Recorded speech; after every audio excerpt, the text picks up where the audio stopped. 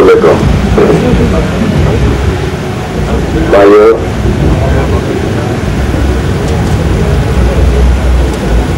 అంతా అయిపోయింది. చాలా మంది వెళ్ళిపోయినారు. నేను ఎక్కువ విషయాలు చెప్పను. ఒకటి రెండు విషయాలు మాత్రమే చెప్పి ఒకటే ఒక విషయం చెప్పి నేను సాధిస్తా. I'm not going to speak long. I'm going to speak only one or two words.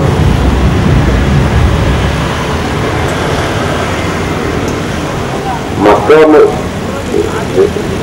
anyone who can translate the Telugu to English?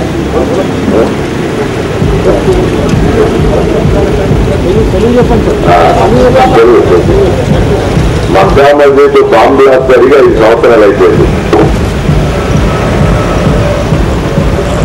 చేసిందప్పుడు ఈ నేరాన్ని అంతా కూడా ముస్లిం యువకుల మీద మోపి చాలా దారుణమైనటువంటి హింసకి ముస్లింని గురి చేశారు.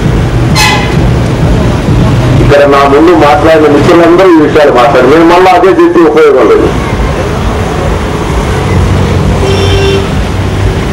ఈ రకమైన దౌర్జన్యం ముస్లింల మీద జరగడానికి కారణం ఏమిటో, దీని పరిష్కారం ఏమిటో ఇప్పుడు ఇక్కడికి వచ్చిన మన లతీఫ్ నేనేదో ఒక మాట అన్నానని అనుగాదో జైల్లో ఉన్నారని చెప్పేసి ఇంకో మాట లేవనెత్తాడు.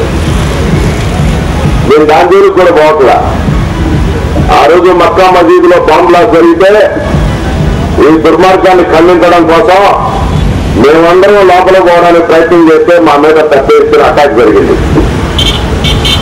మమ్మల్ని మక్కా మసీదు లోపల పోనీయకుండా ఎదుర్కొన్నారు. ఎవరురా మీ అమ్మ ముగ్గురుగా మక్కా మసీదు, నీ బెడ్రూమ్ కాదురా, మేము పోయి తీరుతామని చెప్పి నేను ఎంటర్ అయ్యా రోజు లోపలికి. నేను మనం చేస్తాను మీకందరికీ. ఈరోజు హైదరాబాద్ నగరంలోనే కాదు, దేశంలో ఈరోజు విశ్వ హిందూ పరిషత్తు, RSS పెద్ద ఎత్తున ముస్లింలకు వ్యతిరేకంగా హిందూ ముస్లిం తగాదా పెట్టి అసలు సమస్యలన్నింటి కూడా పక్కన పెట్టేదాని కోసం పెద్ద ప్రయత్నం జరుగుతూ ఉంది. RSS, విశ్వ హిందూ పరిషత్ వీళ్ళు కారణం. ఆ రోజు మక్కా మసీదులో బాంబు బ్లాస్ట్ చేసింది వీళ్ళు. నేరం మోపుతున్న ముస్లిం యువకుల మీద అది దుర్మార్గమైనటువంటి నేరం మోపారు. మీకు అందరూ గుర్తుంటే ఆ రోజు మేమంతా పెద్ద ఎత్తున ఆందోళన చేశాం, ఇక్కడ ధర్నా చేశాం, మళ్ళా జైల్లో ఉన్నటువంటి వాళ్ళని బయట తీసుకొచ్చేదాని కోసం అనేక కార్యక్రమాలు చేపట్టాం. అందుకని ఈ డిమాండ్స్ అన్నింటినీ నేను బలపరుస్తున్నా. నేను ఒకటి అడుగుతున్నా, ఈరోజు ఈ సమస్యకు పరిష్కారం ఏమిటని. ఈ సమస్యకి పరిష్కారం ఒట్టేపల్లిలో మసీదుని కూడగొట్టారు. ఎవరు కూడగొట్టారు? కాంగ్రెస్ వాళ్ళు కూడగొట్టారా? కమ్యూనిస్ట్ వాళ్ళు కూడగొట్టారా? బీజేపీ వాళ్ళు కూడగొట్టారు? ఎవరు కూడగొట్టారు? ఒట్టేపల్లిలో మసీదు కూడగొట్టే 32 ఎకరాల మసీదుని కూడగొట్టే రియల్ ఎస్టేట్ వ్యాపారం చేశారు. అనేక కబ్రస్థాన్లు కబ్జా అయిపోతున్నాయి పాత నగరంలో. ఎవరు దీనికి జమీదారు? నేను అడుగుతున్న ఈ మాట కూడా ఈరోజు మనం అంతా ప్రశ్నించుకోవాలా. ఎమ్మెల్యే ముసల్మాన్, కార్పొరేటర్ ముసల్మాన్, MP ముసల్మాన్, అందరూ ఒట్టేపల్లి మసీదు కబ్జా కోరుతారా భాయ్? కోరుతారా భాయ్? ముస్లింలు ఒక తరగతి ఈరోజు ఈ టెర్రరిజం పెరగడం, ఈ రకమైనటువంటి దౌర్జన్యం పెరగడానికి కూడా కారణం MIM. హైదరాబాద్ నగరంలో హిందూ ముస్లిం తగాదాలకి MIM కూడా ఒక కారణం. బీజేపీ ఆ ప్రధానమైనటువంటి కల్పెట్టి బీజేపీ. దాని తర్వాత MIM మతాన్ని అడ్డం పెట్టుకొని ఎమ్మెల్యే, MP, కార్పొరేటర్ మొత్తం వీళ్ళమ్మ మొగుడు చొప్పైనట్టుగా పాత నగరానికి ఎవరు రాకూడదని చెప్పే చట్టం ఉంది. ఎవరమ్మ మొగుడు చొప్ప పాత నగరం? వీళ్ళ बाप का जागीर नहीं, వీళ్ళ बाप का जागीर नहीं.